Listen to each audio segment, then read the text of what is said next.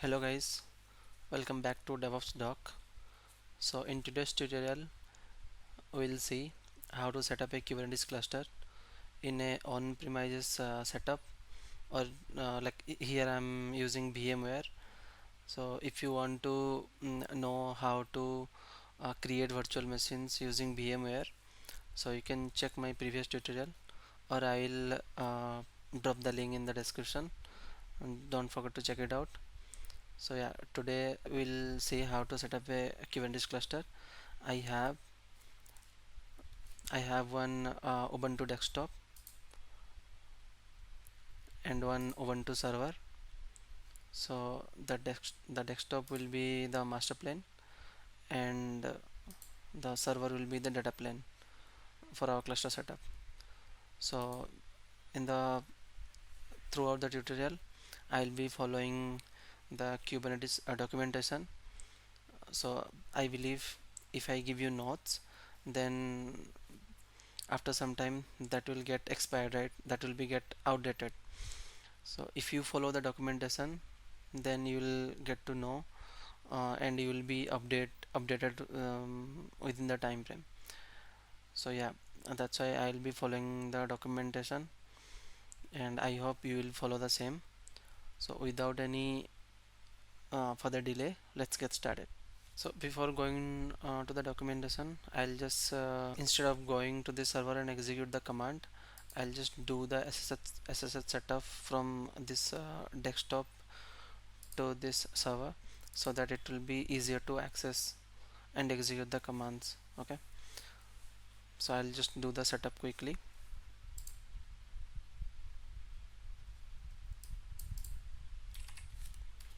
As this is the new machine, so I didn't have that SSH connection and port 22 enabled for the SSH communication. So I'll just set up that. So to set up this one, I'll need IP of this machine.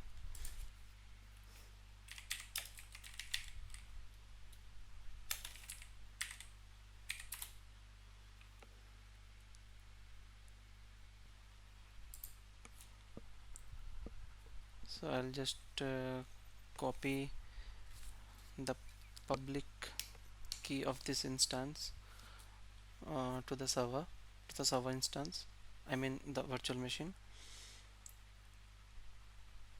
So sudo ssh copy id I'll use. Then the user is ubuntu 02.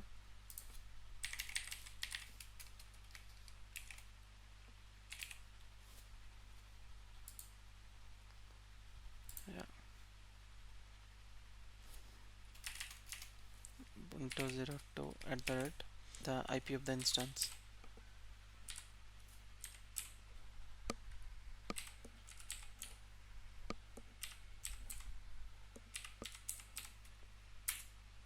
Let me check the status of the firewall.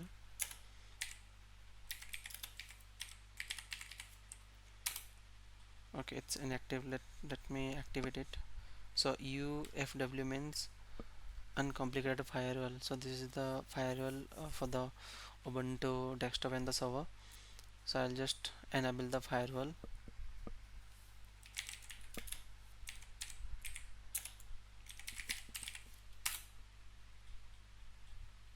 And I'll allow the SSH protocol.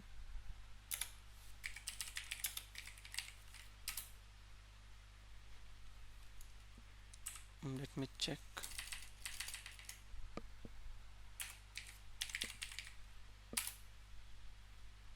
As you can see, it's allowed, and let me do the same thing for the server.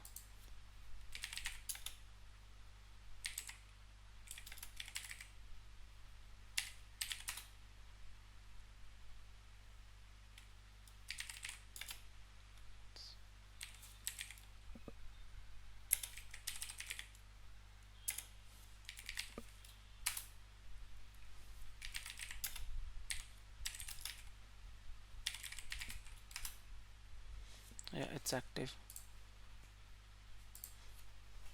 Let me install the server first. sudo apt install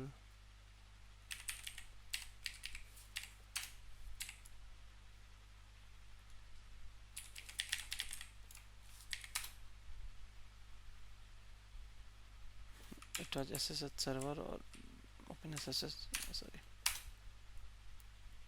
yeah.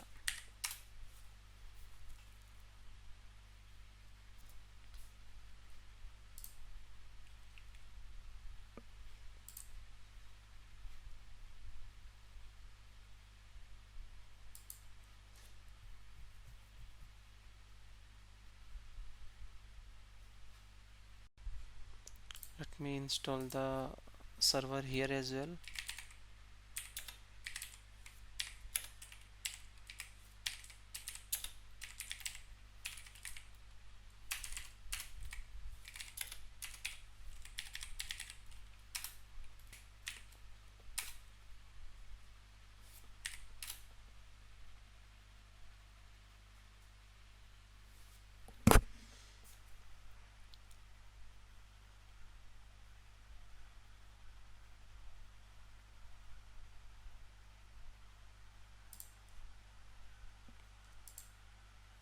And now I'll just generate one key, SSH keys, and using SSH keygen command I'll add the SSH keygen here as well.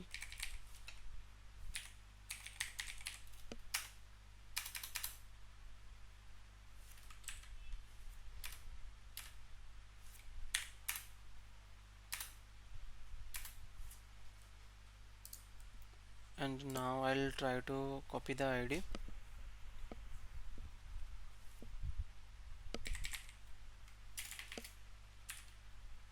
Yeah, so try avoid using sudo because we have created the key for the Ubuntu 01 user, right? So that's why I'm avoiding uh, like using the sudo, and I'll just hit enter. Okay, it's asking for the password in that machine. This machine password we have to give. So for the very first time you have to give the password. Once the SSH copy will be added, so you just need to SSH, type the command SSH and the machine name, then you will be redirected to that machine. Okay, so yeah, the thing is added now. Let me cross check.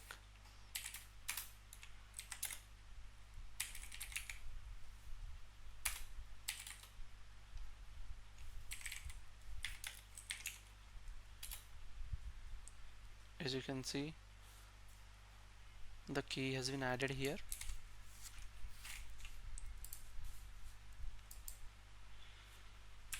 Now I can directly SSH into this machine from this one. Yeah, to get the easier access, what I'll do is I'll just add this user sorry, I'll just add this private IP to the etc host, that I'll just give the name and it will act kind of a domain. So I'll just give the name, and when I'll do SSH, it will redirect to the particular machine. So I'll just edit that host file.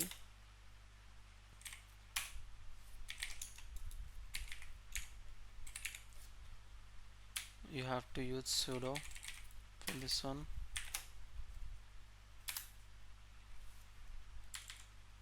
And I'll just paste.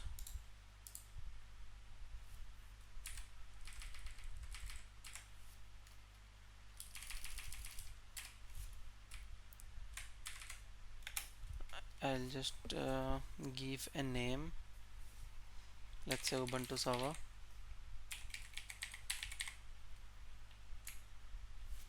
and save this. Now if I do SSH, my username was Ubuntu 02, and I'll just give the name Ubuntu Server.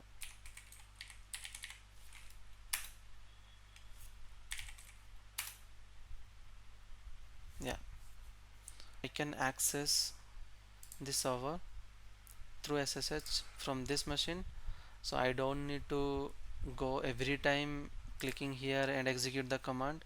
As when we set up the Kubernetes cluster, we have to install a lot of things. A lot of thing means the CNI plugin and the kubeadm, kubectl, container runtime. So each time I need to go here and paste the command and hit the enter, right? So uh, for the sake of that thing, I'll just SSH into this machine. So from one machine, from a single terminal, I'll have multiple tab, then I'll execute the command side by side. So this is my server, and this terminal will be my desktop. Okay, and please don't forget to add the 22 ports, otherwise you will not be able to copy the key from server to from desktop to the server. Okay, so now I'll just go to the internet and I'll just search for it, the Kubernetes documentation.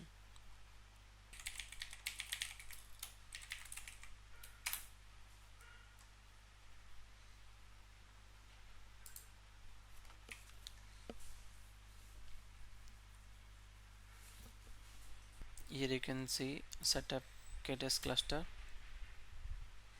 and go to kubeadm setup. Now here we'll just go through each and everything. So here it is mentioned before you begin. So a compatible Linux host, 2 GB or more RAM is required, 2 CPUs are required, which we already have, and I showed you in the virtual machine setup. And these things, a unique hostname or MAC address should be required, and that's also you need to check. And this here certain ports are open on your machine, so this is important. These all things are important, but we all, as we already checked this thing, so I'll just go with these ports. I'll just open it. Yeah, here it is, required ports. Go to this link, and here it is mentioned for the control plane we need these ports, and for the worker node we need this many ports to be opened. Okay, so we'll do one by one. This is Ubuntu 02, so this will be our control plane. So I'll add this port one by one. As I have previously mentioned, the firewall, like to open the port you need to use the firewall, because that is the only place where we allow and deny our ports and protocols, right?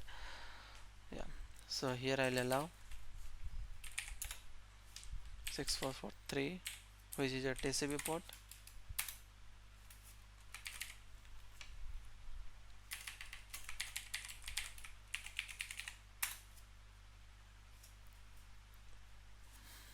and the another one is 10250, which is again a TCP port.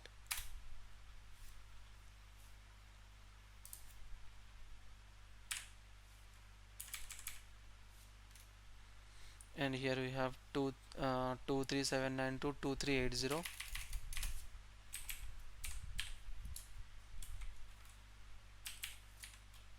When you have a series of ports, so you have to give this colon.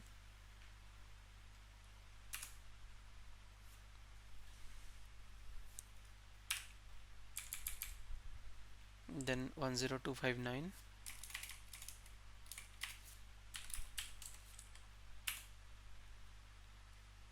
then 10257.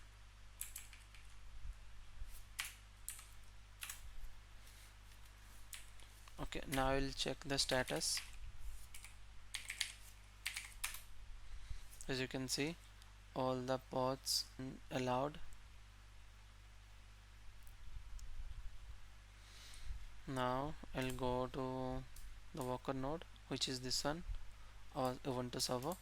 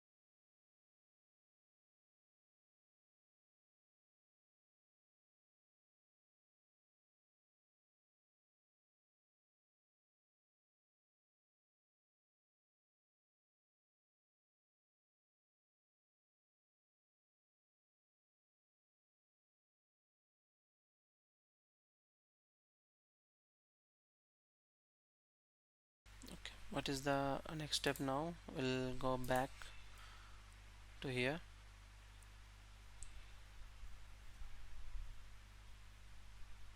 Here it is mentioned the kubeadm installation is done via binaries that use dynamic linking and assumes that your target system provides GNU library.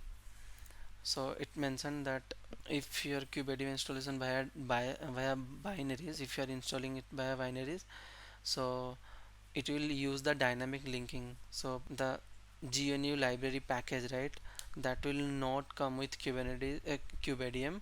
So it will be already available in your Linux machine when they will install the GNU library that will be dynamically linking with the kubeadm.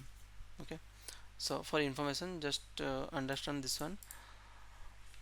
And this one we already have checked, and we check the network adapters as well. Like if you have more than one network adapter, then Kubernetes will confuse where to pass the traffic. So as we have only one adapter, as I showed you, so I have only one adapter, so I don't need to worry about this that much. So this is fine for me. If you have more than one adapter, then you have to set it up using IP route. Okay, required port that we have checked. The swap configuration, if the swap memory is enabled by default, then the kubelet will fail to start. That's what this means. Okay, so we'll just disable the swap here. So to temporary disable the swap, you can execute this command. Okay, but if you want to make it persistent and make sure swap is disabled in the config files, so we need to edit this. So I'll just edit this one. Okay, as you can see, the swap is already there, like it has the swap memory. I'll just comment it out and save this, and I'll do the same for this one as well.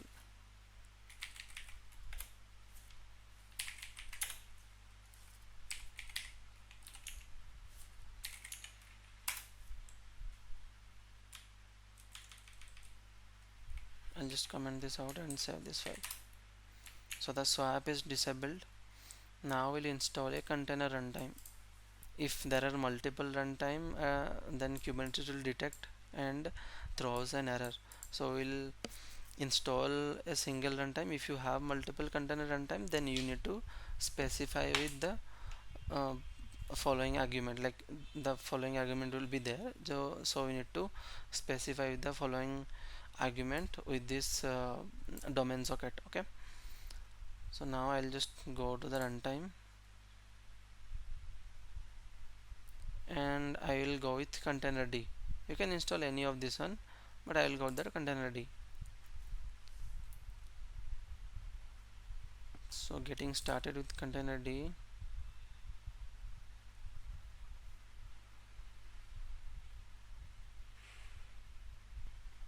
So as I have Ubuntu, so I can choose apt get, but you can choose this one as well,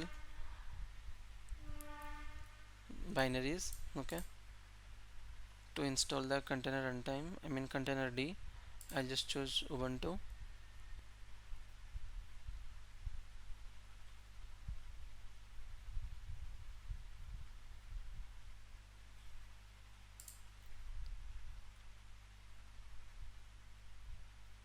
So I just need to install the Docker repository first. So I'll just copy the whole command and paste it and hit enter,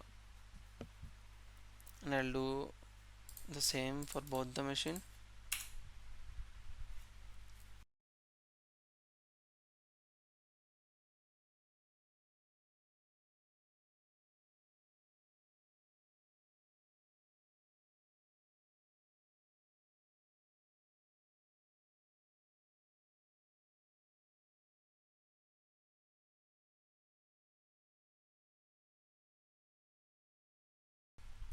We don't need docker c and docker cli, we just need containerd. Okay,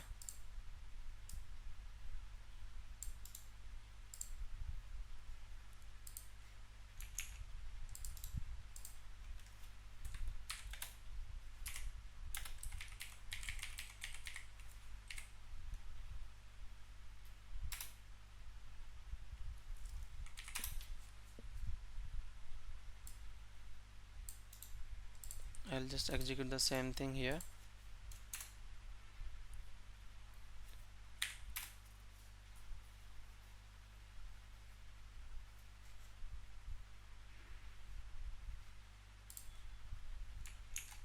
You might be wondering that we are installing container D, but why we went to the docker page? The answer is here. The container d.io package in dev and rpm formats distributed by docker only, so that's why it uh, it forwarded into the docker page. Okay,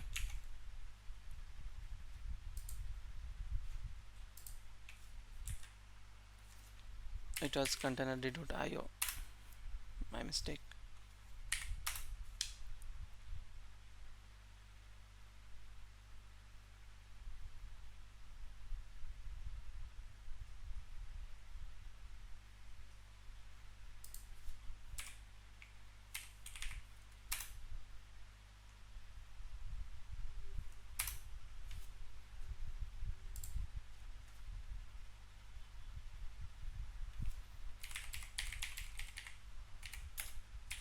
Let's go through the documentation once again and check.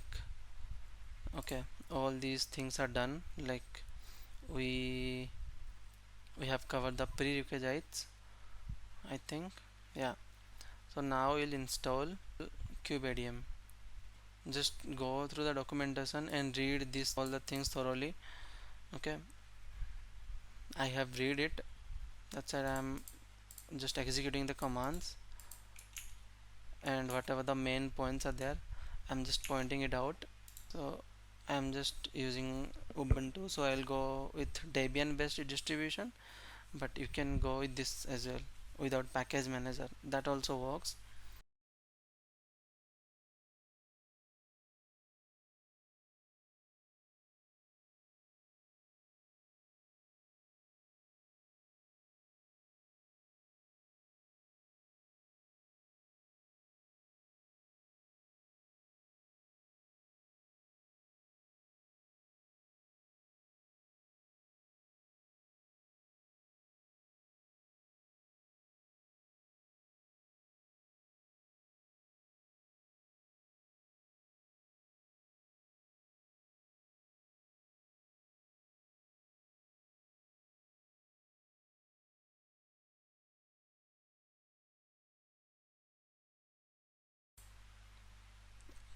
Okay, older than Debian 12 Ubuntu 22.104 directory etc apt key rings doesn't exist by default.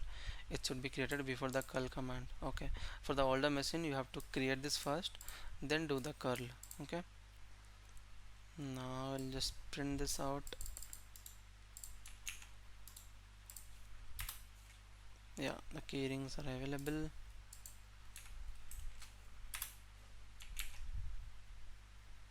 Now update it again, as we have added the repository, so I need to update that. So the kubeadm, kubelet, those are added. Yeah, now install kubelet, kubeadm and kubectl.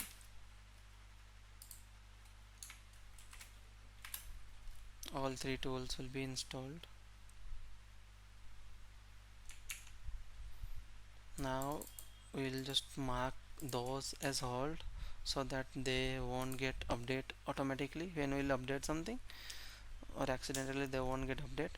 So we will just mark them hold.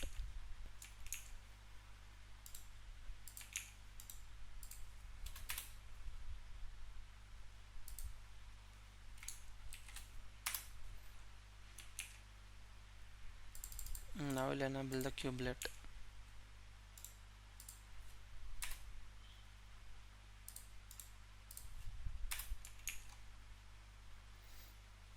Now configuring C group driver. What is C group? So C group basically control group which manages the resources, like how much resources should be a container required. So those things will manage by C group. So there are mainly two kind of C group driver. One is systemd and one is C group FS. So by default the kubelet and the C group is important thing because the kubelet and the container runtime both of them C group should be matched. If you are using C group FS, so you should use C group FS in container runtime and the kubelet both. If you are using systemd, then you should use systemd in both. So by default kubelet and your container runtime, they both use systemd C group driver, so you don't need to worry about it. So all these things will be default, okay? And if you are changing, then you need to consider these settings. So you can see in the warning message it says matching the container runtime the kubelet C group drivers is required, or otherwise kubelet process will fail. As we have completed this step, now we'll go to create the cluster.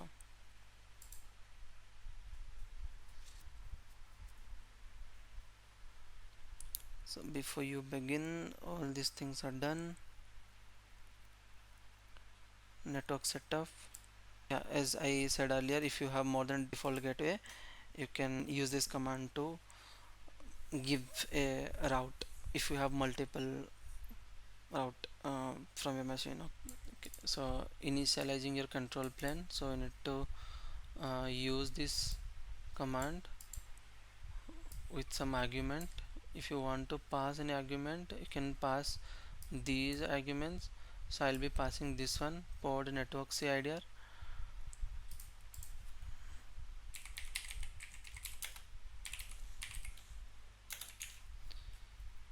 kubeadm init, then pod CIDR network. 10, I'll just give 10.0.0/16. Kubernetes by default add 198.162, something like that, as I already have the similar kind of network setup in my virtual machine, so I have given this CIDR.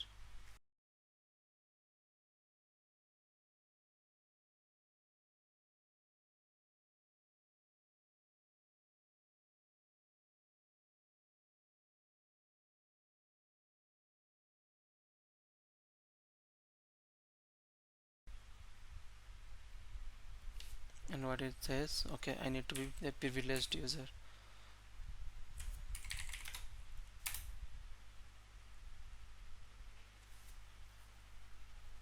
And what is saying now, container name failed, create.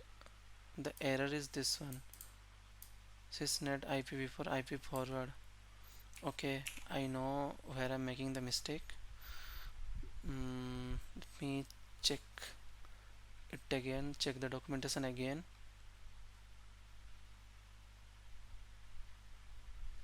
Yeah, this is what I was trying to find it out. So that IPv4 packet forwarding, that is not enabled, I guess, so that's why it's throwing the error. Let me try this one. Okay,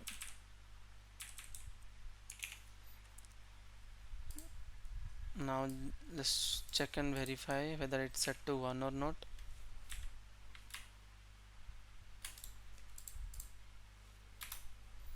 Yeah, and I will try the same with this one as well.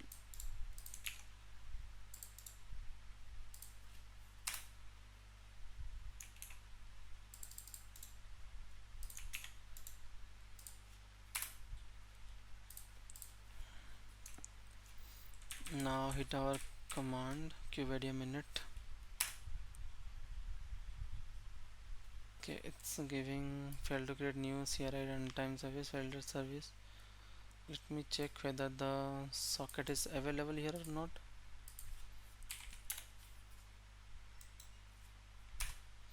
Yeah, it's already there.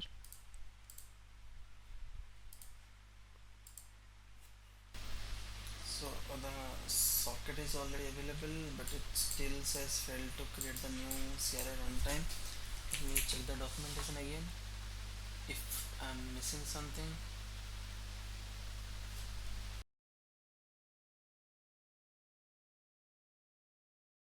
So it says you need to pass this file kubelet configuration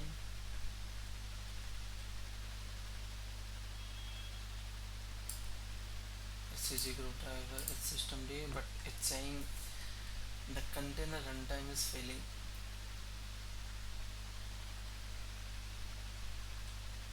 Maybe we need to add this in the container runtime.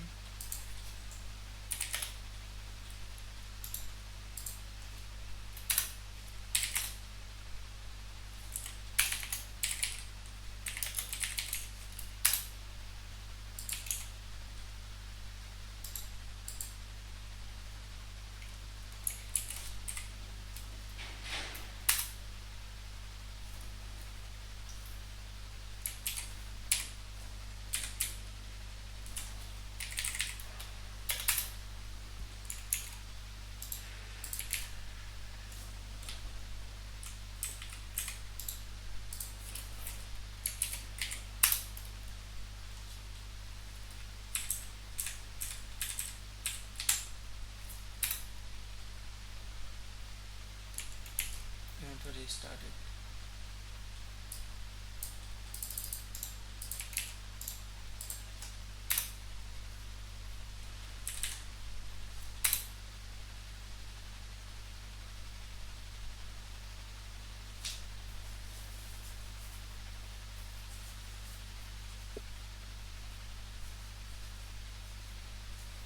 I think it's stuck. Maybe it's happening.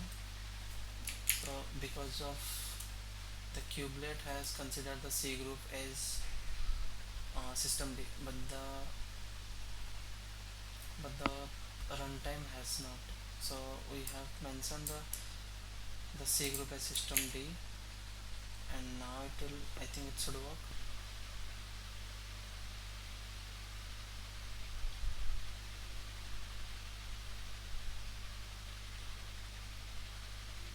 Doing the health check of the kubelet, so it will take some time. I think this will work, guys. And we have to add the same thing to the node as well, I mean the data plane as well.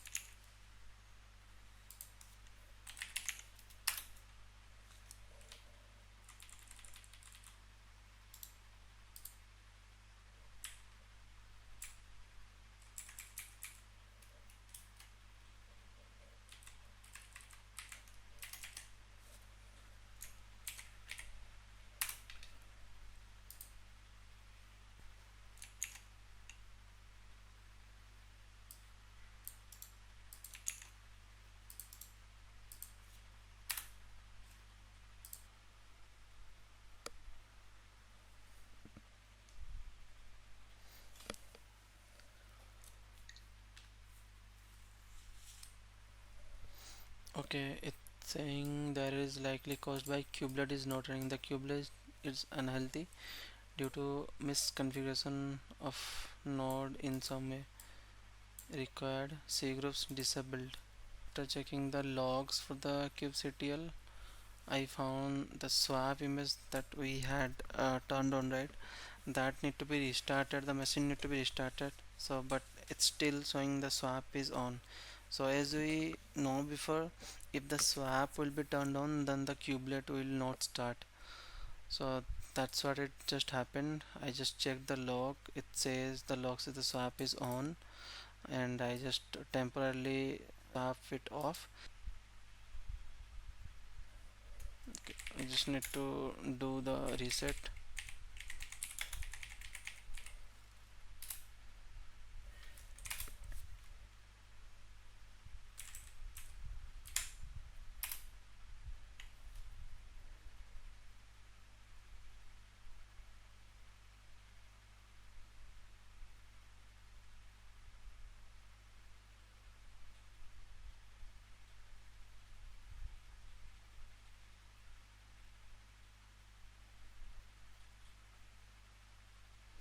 Yeah, now you can see it ran successfully. Now we'll just make this directory like whatever it is suggesting us to do. Let's do those.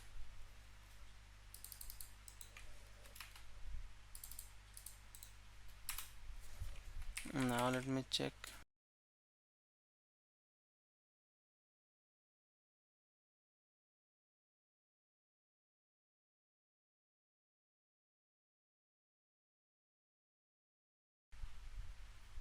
Okay, started showing up. Now let's see. Let's join our node to this cluster. You don't need to worry about the kubelet much. It will not active. It would be on activating stage or inactive stage, because when you so what I meant is when you install the kubeadm, kubelet and kubectl, when you do the initialization, then only it will active. So in the worker node also, when you join that worker node with the master node, then only the kubelet will active. Otherwise it will be restarting every few seconds. Okay, so I'll just uh, join this node to the cluster. So to do that, I should be a sudo user, I mean privileged user. Yeah, as you can see, the node has joined the cluster. Let me set alias for the kubectl.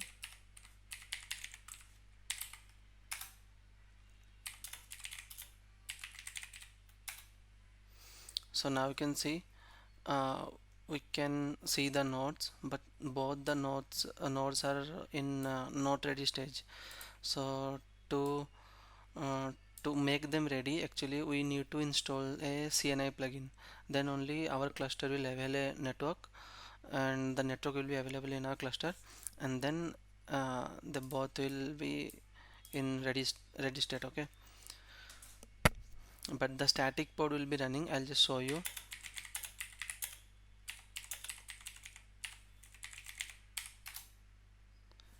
You can see these are running as these are the static pod, but the core DNS, so it comes with the DNS is comes with kubeadm, and this is pending because our CNI plugin is not installed. So let me quickly go to this page and we'll check the CNI plugin.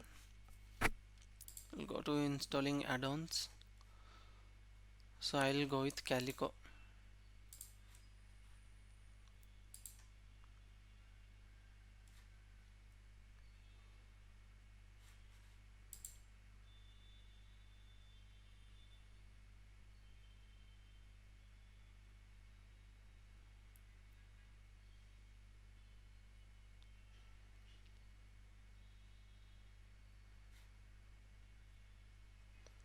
Let me find out the YAML script. Yeah, on Kubernetes. Quick start for Calico on Kubernetes. Just click on that one, and here it mentioned a lot of Kubernetes. I mean, uh, Kubernetes install, like installing for EKS, GKE, AKS. So we have installing on-premises deployment, right? Let me check if there is any another thing for kubeadm or not. Otherwise, we will go with that one.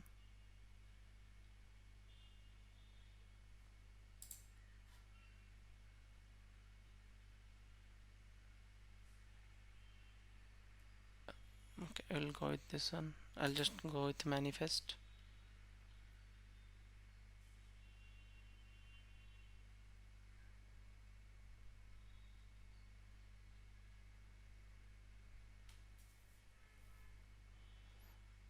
Just download this one.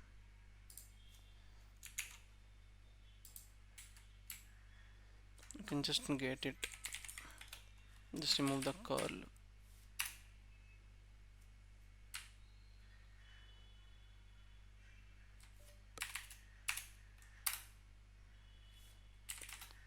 Yeah, so now I'll just apply.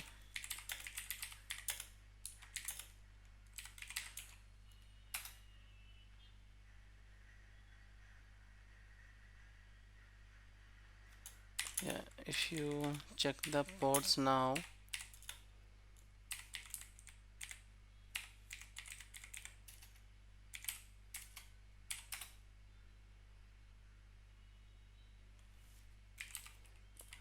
okay, the alias got removed.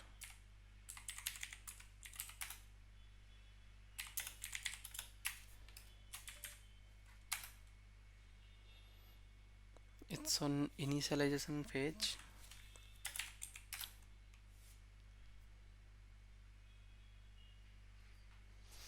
Let's wait for this one to be started. It will take a few minutes to start, at least like around 1 to 2 minutes it will take, or less than that.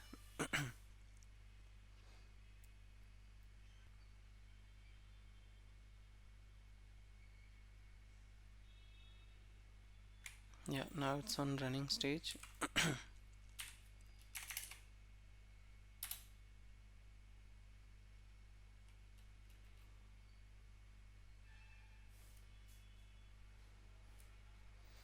As you can see, when the Calico node became running, then the code DNS also uh, they went the status as container creating.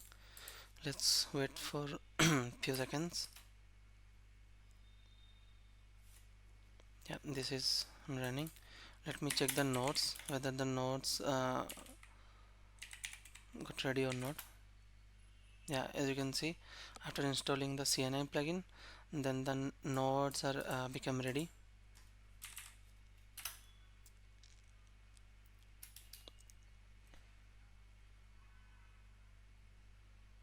Now we'll just see whether we are able to deploy any application or not. Okay,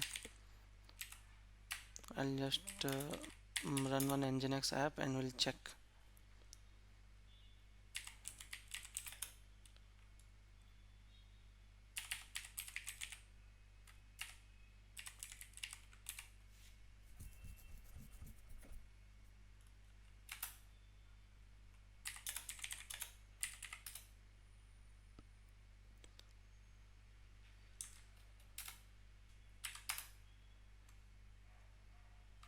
Oh, it's starting, I guess. Let's wait.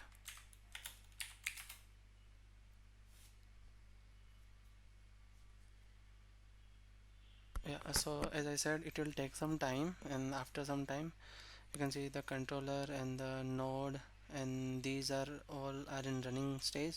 You can ignore this one, as it's saying the containers are not ready.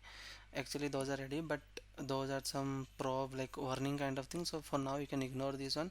And I have the pod Nginx pod running as well. Yeah, so we need to now we'll expose this one. We'll create one service. We'll create one service for the Nginx.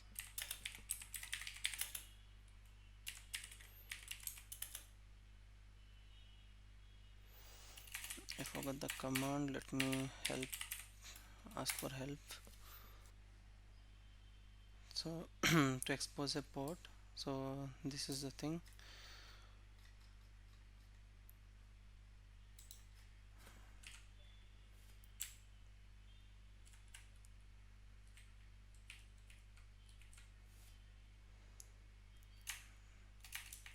Port name is Nginx. The port is 80. Just ignore this for now.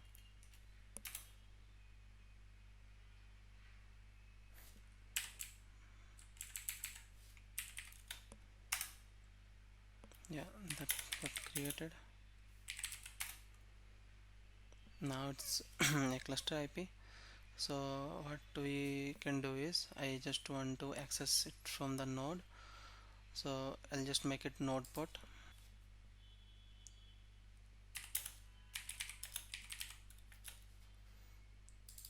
just save the YAML file.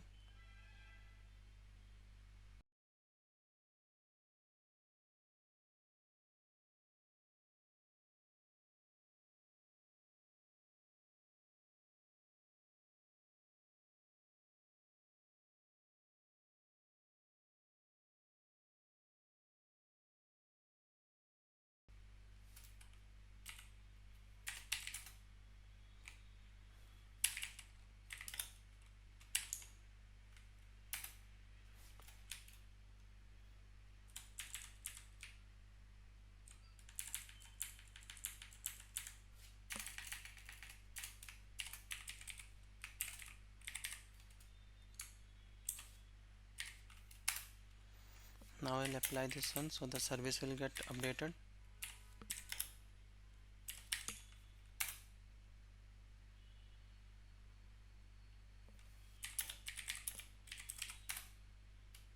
Yeah, so now the cluster type became node port. I'll just access this service, this application. For that also I need the IP address of the node, the data plane.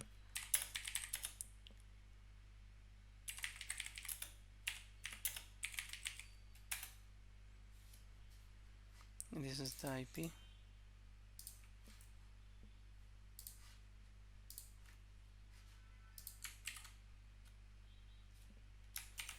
And what was the port? 32434.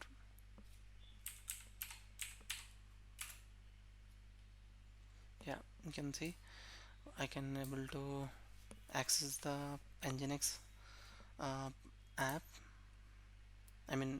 web server, whatever you can say. So our Kubernetes cluster setup is done. So this way you can set up your cluster at your own premises, or you can create using VMware and do the setup. So yeah, for today that's it. If you have any doubt, if you are facing some difficulties installing or setting up the cluster, uh, comment down. I'll definitely help you out. Thank you guys for being there till the end. Bye bye.